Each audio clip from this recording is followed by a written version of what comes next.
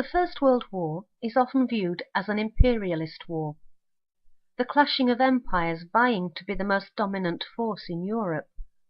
And since at that time the majority of European countries were ruled by monarchs, blame for the conflict and subsequent slaughter has often been laid at the feet of kings and emperors.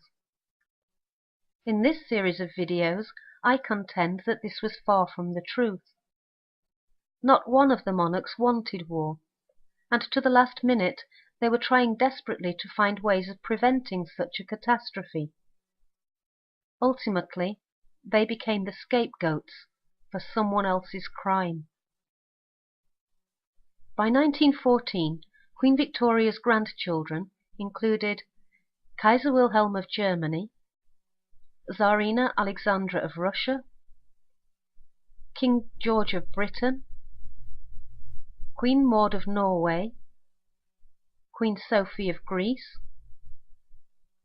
Queen Victoria Eugenie of Spain, and the Crown Princesses of Romania and Sweden.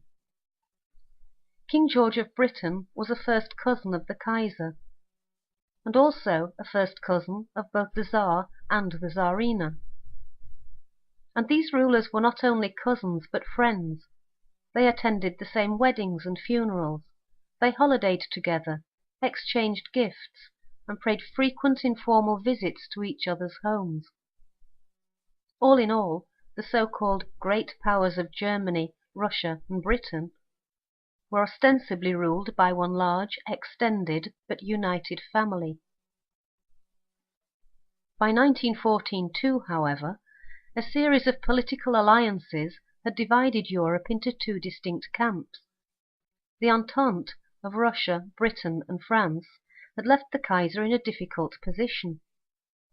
For over 40 years the French had been seeking a means to regain the provinces of Alsace-Lorraine, which the Germans had seized in the Franco-Prussian War of 1870. And now, with a Franco-Russian alliance, Germany ran the risk of encirclement, being attacked by Russia from the east and France from the west. In response, the Germans had formed an alliance with Italy and with Austria-Hungary, thereby creating a sort of fortress of the Central Powers, which would, it was hoped, be strong enough to withstand any attack. But there were problems with this alliance.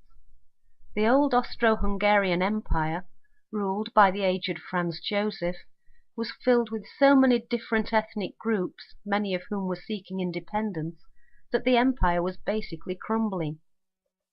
Germany, on the other hand, was in the ascendancy. For 40 years, since the unification of 1871, the country had been at peace.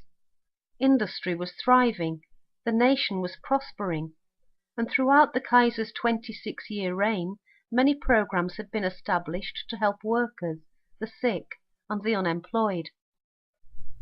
The Kaiser's Germany was vibrant and young, but shackled to an alliance with a decaying empire. Unsurprisingly, not only for the sake of his country, but also for his belief in the strength of family ties, Kaiser Wilhelm repeatedly reassured his cousins in Britain and Russia of his goodwill, and he was eager to maintain their friendship.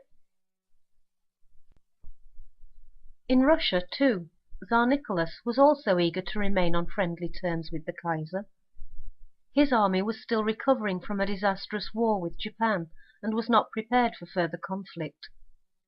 Moreover, Nicholas II was a peace-loving and pious man who had no desire for war. The two men could not have been more different.